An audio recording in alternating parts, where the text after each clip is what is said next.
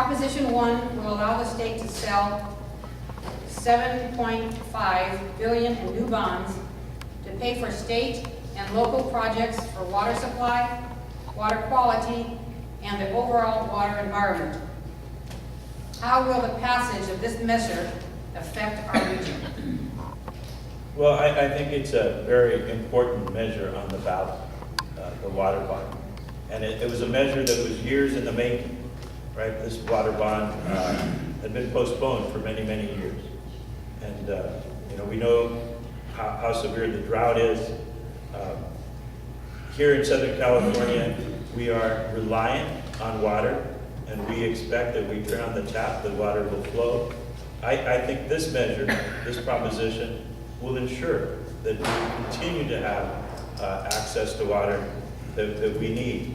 And I know that the water districts, both the eastern and the western water district, are in strong support of it. There is something in that bond as well that benefits our region directly with the Santa Ana River Conservatory.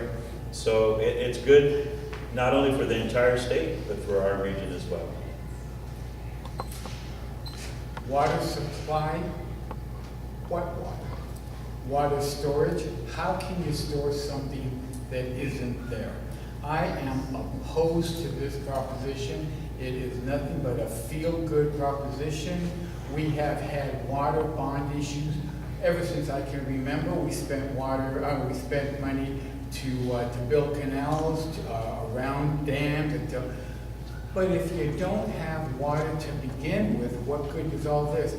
My solution is to reroute go to the voters and ask them to take the money that was voted for the governor's train to nowhere and invest that money in desalination plants.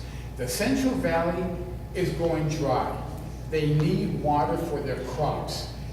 They feed all of California and the rest of the country.